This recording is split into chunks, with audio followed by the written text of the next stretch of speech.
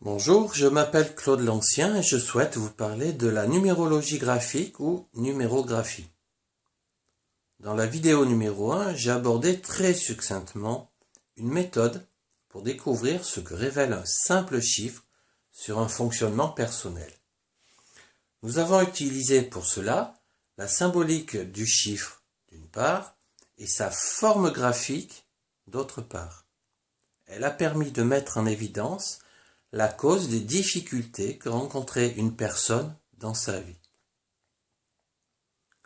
Je vous rappelle que dans cette méthode de conscientisation, il faut dessiner 9 carrés et 9 chiffres sur une feuille blanche au format A4. C'est tout.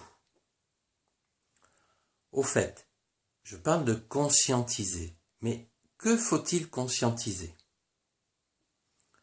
Chacun possède des traits de personnalité et des travers. Et cela paraît naturel, on est comme on est après tout. Et si l'on ne fait pas attention, on ne s'aperçoit même pas que certains comportements sont devenus des réflexes, une manière d'être qui a des conséquences non négligeables, voire nocives, sur notre vie de tous les jours. Mais l'univers est bien fait. Il nous oblige à nous remettre en question à force de nous taper sur les doigts. Je veux dire que, face à des difficultés récurrentes, des échecs de tous ordres et à répétition, des mal-être ou des malaises successifs, il vient un moment où il nous faut comprendre d'où cela peut venir. Est-ce vraiment la faute à pas de chance ? Je vous pose la question. Bon, maintenant, écoutez-moi bien. C'est très important. Vous allez mettre cette vidéo sur pause. Oui, j'ai bien dit sur pause. Le temps de prendre une feuille blanche et de dessiner 9 carrés, comme vous voulez, avec un chiffre de 1 à 9. Il est important de faire cela tout de suite, car une fois que vous aurez vu cette démonstration, vous risquez de modifier votre manière de dessiner. Comprenez ? Alors, j'insiste sur le fait qu'un carré, quel qu'il soit, n'est ni bien ni mal. Il est, c'est tout. Alors, dessinez vos carrés sans réfléchir, restez naturel. De toute façon, rien ne m'échappe, vous verrez. Allez, mettez sur pause, maintenant, pendant 30 secondes. Je vous attends.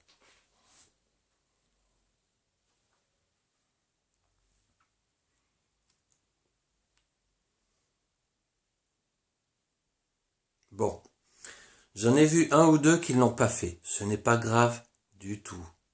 Pour ceux qui l'ont fait, mettez la date au dos de la feuille et nous en reparlerons prochainement. Et d'ici là, vous pourrez comprendre certaines choses par vous-même en regardant cette vidéo et les suivantes.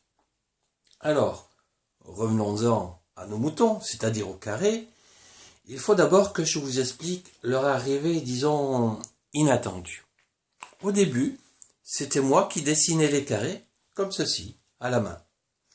Mon but était que les personnes inscrivent leurs chiffres dans chacun des carrés pré-inscrits sur une page.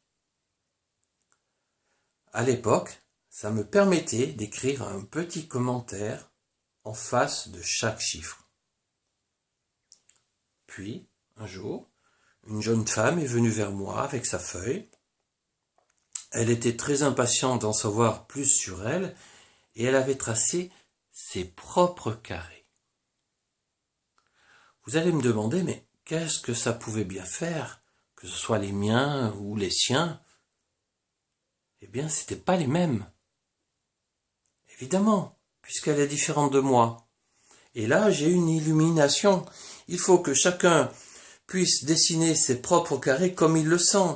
Des grands, des petits, en haut de la page, en bas de la page, à droite, à gauche, des raturés, des jolis, des pas jolis, peu importe.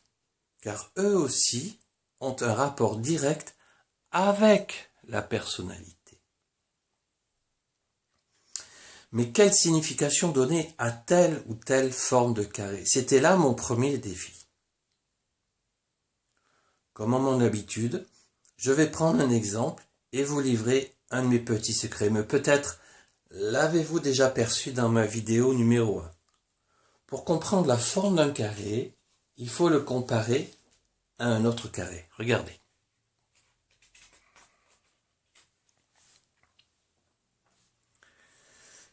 Voici le chiffre 1 dans son carré. Comme n'importe qui pourrait le dessiner, rien de spécial. Maintenant, observez le deuxième carré avec le même chiffre, mais cette fois-ci avec un carré beaucoup plus grand que le précédent. Instinctivement, vous comprenez qu'il y a là deux tempéraments différents. Vous êtes bien d'accord avec moi. Mais qu'est-ce que ça veut dire cette différence? Je suis sûr que vous allez deviner grâce à ce schéma. Vous voyez ces deux éclairs. Je dirais même ces 4 éclairs. Elles représentent les sollicitations de votre entourage, de votre milieu de vie. Chacun possède sa manière de les gérer, de réagir. Comprenez-vous ce que je vais vous dire? Il faut voir le chiffre comme une entité douée de sensibilité et d'émotion. Et le carré autour de lui, il faut le voir comme une interface sensible du chiffre avec le monde extérieur. C'est comme une fine membrane qui l'entoure en quelque sorte. Je vous explique. Le chiffre 1 est le chiffre de l'affirmation de soi. On l'a vu dans la première vidéo. À votre avis, lequel de ces deux chiffres subit le moins l'influence de son entourage? Lequel des deux s'impose le plus?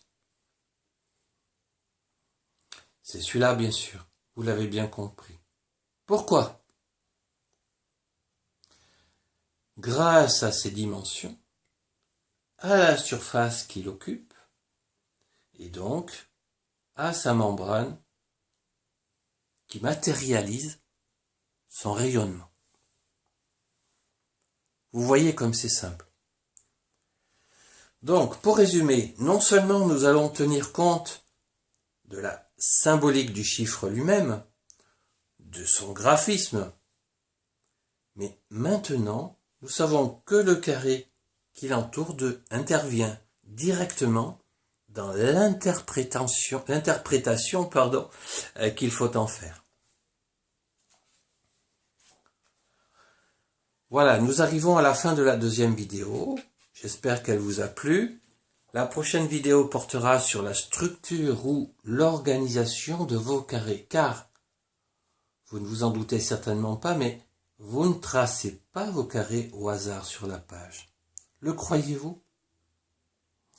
Si vous avez des questions, n'hésitez pas à aller sur mon Facebook ou par mail. Je vous dis donc à bientôt.